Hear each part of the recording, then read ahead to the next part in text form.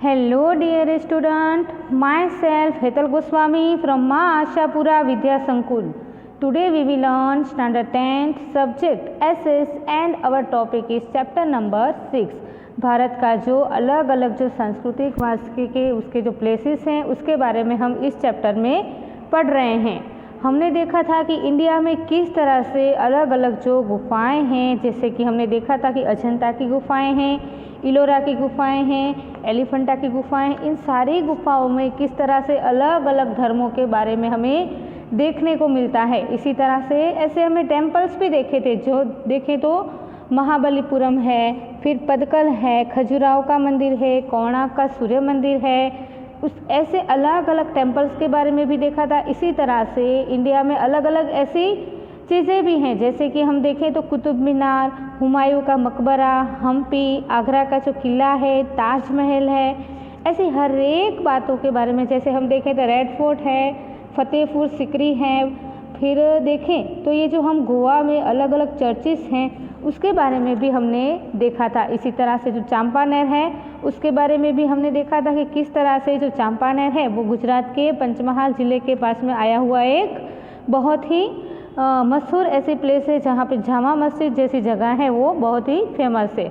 इसी तरह से हमारा जो नेक्स्ट टॉपिक था वो था गुजरात के जो सांस्कृतिक वारसे के जो अलग अलग स्थल हैं जो गुजरात के अंदर आए हुए हैं, ऐसे स्थलों के बारे में हमने देखा था। जैसे कि हम देखें तो धोलावीरा है, तो उसके बारे में हमने देखा था कि किस तरह से जो धोलावीरा है वो गुजरात के कच्छ के अंदर आया हुआ एक प्लेस है। इसी तरह से लोथल के बारे में भी हमने देखा था। फिर हमने देखा था कि जूनागढ़, इसके बाद अहमदाबाद, तो किस तरह से अहमदाबाद में अलग अलग ऐसे स्थल हैं जिसके कारण वो अपना कल्चरल हेरिटेज है वो इसी तरह से बचा के रखता है। तो अहमदाबाद में कौन कौन से ऐसे जो स्थल हैं वो हम देखें तो जामा मस्जिद है, रानी सिद्दी की मस्जिद है, कांकरिया तालाब है, झूलता मीनारा है, ऐसे अलग अलग ऐसे प्लेसेस हैं वो कहाँ पे आए हैं तो इंडिया में आए हुए हैं। क्लियर, इतने तक देखा था। इसके बाद हमने देखा था कि पाटन जो नॉर्थ गुजरात में आया हुआ एक जगह है जहाँ पे जो रानी की वाव है वो सबसे ज़्यादा फेमस है। इसके बाद मैंने आपको एक मैप बताया था, जिस मैप में क्या था कि अलग अलग ऐसे जो कल्चरल हेरिटेज के और उसके बाद देखें तो जो हिस्टोरिकल हेरिटेज है उसके बारे में हमने देखा था कि किस तरह से अलग अलग जगहों से यहाँ पे हमें ऐसी जगह पे भारत में दिखने को मिलती है। क्लियर। इसके बाद हमने देखा था कि किस तरह से अलग अलग इन स्थलों के बारे में राष्ट्रीय वारसे में यानी कि नेशनल हेरिटेज के बीच में हमें यहाँ पे ये बात सीखने को मिली थी। यहाँ पे हम देखें तो जो क्षत्रप काल था, यानी कि जो क्षत्रप काल का जो पीरियड था, उसी समय में गुजरात में स्तूप और विहारों का जो निर्माण था वो हुआ था। उसी समय क्या हुआ कि इसी तरह से जूनागढ़ जिले में शामળાજી और अलग अलग खंभाड़िया, तड़ाजा जैसे अलग अलग ऐसे स्थल हैं उसके बारे में हमने देखा था। इसके बाद आज का हमारा जो टॉपिक है वो है south Indian temples of ancient India, यानी कि जो दक्षिण भारत है वहाँ पे प्राचीन जो मंदिर आए हुए हैं उसके बारे में आज हम देखेंगे।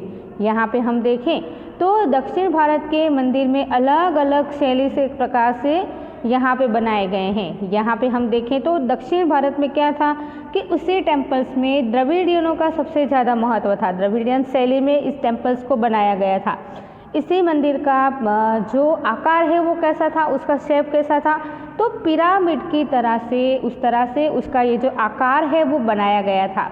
जिस तरह से हम देखें तो इसके अलग अलग प्रकार के आकर्षण, उसके पत्थर को छोड़ने के लिए यहाँ पे मंदिरों का बहुत ऐसा बड़ा मैदान था, जिसके कारण क्या था कि इस टेम्पल्स को यहाँ पे द्रविडियन शैली में यानी कि जो पिरामिड के शेप में इस टेम्पल्स को बनाया गया था। क्लियर, इतने तक आपको समझ में आया कि किस तरह से दक्षिण भारत में अलग अलग जो टेम्पल्स थे तो वो द्रविडियन शैली के आकार के बने थे। आगे हम देखें तो जिस तरह से हम देखें तो यहाँ पे बहुत सारे जो इसके जो हम देखते हैं ना स्टेप बाय स्टेप अलग अलग उसके प्रकार दिखाए गए हैं। यहाँ पे एक के ऊपर एक ऐसा आकर्षक पत्थर रखने में आया था, जिसके कारण इस मंदिर का जो ग्राउंड है वो बहुत ही बिग था। दक्षिण भारत के प्राचीन समय में हम देखें तो निर्माण हुए कुछ मंदिर की लिस्ट हमें यहाँ पे एक बॉक्स में दी गई है। आप आपकी टेक्स्ट बुक में पेज नंबर 50 पे ये बॉक्स देख सकते हैं, जहाँ पे टेम्पल्स का नाम दिया गया है और यहाँ पे उसकी जगह की प्लेसेस यानी कि किस जगह पे वो टेम्पल आया हुआ है उसके बारे में यहाँ पे हमें बताया है। तो हम यहाँ पे देखें तो पहला मंदिर है वो है महाबलीपुरम, जिसके बारे में हमने देखा ही था। मैंने आपको बताया था कि किस तरह से जो महाबलीपुरम है वो तमिलनाडु के पास में आया है। तो यहाँ पे हम दूसरी जगह में देखें तो प्लेस हमें कौन सा बताया है, तो महाबलीपुरम तमिलनाडु। क्लियर। इसी तरह से है कैलाश मंदिर, तो कैलाश मंदिर कहाँ आया है, तो कांचीपुरम तमिलनाडु में। इसी तरह से बृहदेश्वर मंदिर, इसके बारे में भी मैंने आपको बताया था, जो ताजोर के अंदर तमिलनाडु में आया हुआ है। इसी तरह से विरूपाल मंदिर है जो पट्टदकल कर्नाटक में आया हुआ है। फिर है परशुरामेश्वर मंदिर जो भुवनेश्वर यानी कि ओडिशा में आया हुआ टेम्पल है। इसके बाद है वैकुंठ पेरुमाड़ मंदिर जो कांचीपुरम तमिलनाडु के अंदर आया हुआ है। क्लियर। तो किस तरह से ये जो अलग अलग जो स्थल हैं वो साउथ इंडियन यानी कि साउथ इंडिया के टेम्पल्स में अपनी कुछ अलग ही जो भूमिकाएं हैं वो दर्शाता है। क्लियर। आपको पता चला किस तरह से साउथ इंडियन में हम देखें तो अलग अलग ऐसे पिरामिड के शेप में द्रविडियन शैली को सबसे ज़्यादा महत्व देते हुए उस टेम्पल्स का यहाँ पे निर्माण किया गया। क्लियर। आगे का हमारा टॉपिक है कि place of pilgrims of India यानी कि भारत के जो तीर्थ स्थान हैं उसके बारे में हम देखें। लास्ट पैराग्राफ है, इसके बारे में हम देख लें। प्राचीन समय में भारत है वो तीर्थ भूमि के नाम से जाना ही जाते हैं। आप जानते ही हैं कि भारत में किस किस प्रकार के अलग अलग ऐसी शैली के जो दर्शनीय स्थल हैं जिसके कारण ये तीर्थ भूमि के नाम से जानी जाती है। भारत के जो लोग हैं वो विविध तीर्थ यात्राओं को सबसे ज़्यादा महत्व देते हैं। भारत में 4 धाम की यात्रा सबसे ज़्यादा फेमस है और 12 ज्योतिर्लिंग की यात्रा प्रचलित है।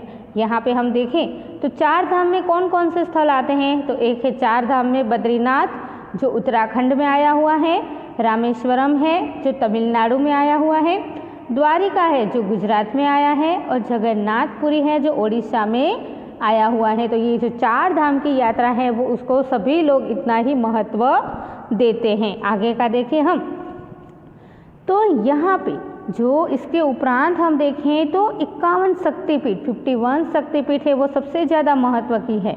इसके बाद अमरनाथ की यात्रा भी सबसे ज़्यादा फेमस है। यहाँ पे गिरनार यानी कि जो लीली परिक्रमा होती है वो सबसे ज़्यादा जो सावन के महीने में आती है। शत्रुंजय और नर्मदा जो परिक्रमा उसका अनेरा महत्व दर्शाया गया है।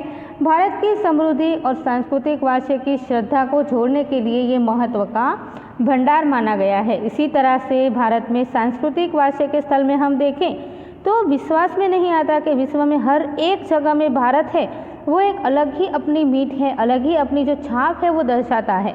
देश विदेश से जो प्रवासी हैं भारत की स्थापत्य कला को मुलाकात के लिए यहाँ से टूरिस्ट हैं वो आते ही हैं, जिसके कारण क्या होता है जो भारत का जो कल्चरल हेरिटेज है वो सबसे ज़्यादा निखर के आता है। इसके बाद हम देखें तो देश के पर्यटन उद्यानों के आर्थिक लाभ होता है, जिसके कारण क्या होता है यूनेस्को ने जो वैश्विक वारसे के स्थलों में भारत का 32वां नंबर दिया गया है। इसके कारण इसका जो प्राकृतिक और सांस्कृतिक वारसा है उसके स्थल है वो सबसे ज़्यादा महत्व के हैं।